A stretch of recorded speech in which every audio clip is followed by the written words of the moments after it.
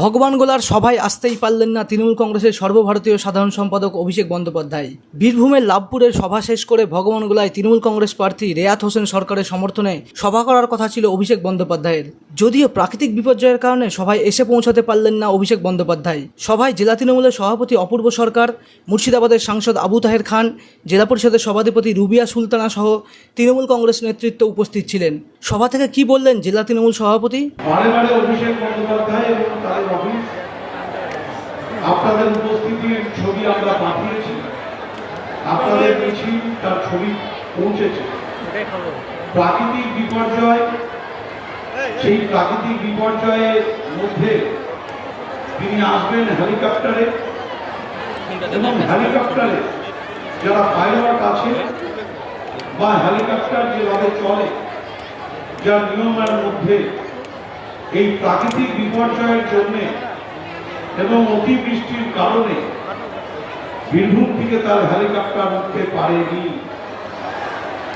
খুব স্বাভাবিকভাবেই আপনাদের এই ছবি দেখে, আপনাদের উপস্থিতি দেখে এইমাত্র রেয়াতকে ফোন করে বলেছে যে পরবর্তী দিনে একটি দিন অভিষেক বন্দ্যোপাধ্যায় আবার এই সভা মঞ্চে আসবে।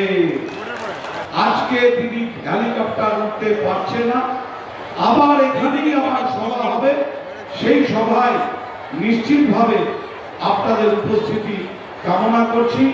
তৃণমূল নেতৃত্বের দাবি, লাভপুরের সভা শেষ করে হেলিকপ্টারে ভগবানগোলা আসার কথা ছিল অভিষেক বন্দ্যোপাধ্যায়ের। যদিও সেখান থেকে হেলিকপ্টার ওড়ার অনুমতি না মেলায় সভায় আসতে পারলেন না তৃণমূলের সর্বভারতীয় সাধারণ সম্পাদক। পরে আবারও এই মাঠেই সভা করবেন অভিষেক বন্দ্যোপাধ্যায় বলে জানিয়েছেন তৃণমূল নেতৃত্ব।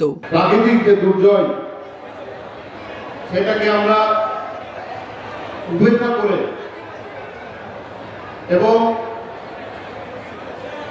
যে হেলিকপ্টার বা চপার, সেটা কিন্তু সম্পূর্ণভাবে যে পাইলট থাকেন, তাদের যে ইঞ্জিনিয়ার থাকেন, তারা যতক্ষণ না পারমিশন দেবেন ততক্ষণ পর্যন্ত সেই পাইলট, সেই হেলিকপ্টার কিন্তু মাটি ছাড়তে পারবে না। এটাই হচ্ছে নিয়ম। আমাদের কাছে বার্তা পাঠিয়েছে, এই যে মানুষের যে জনজোয়ার, সেই জনজোয়ারকে তিনি সালাম, পুলিশ এবং নমস্কার জানিয়েছেন, অভিনন্দন জানিয়েছেন। তিনিও উচ্ছ্বসিত, তিনিও গর্বিত।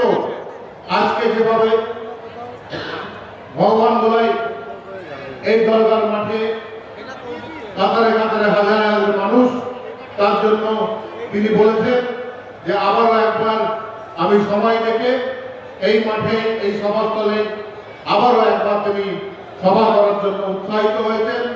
Bureau report, imagine community media.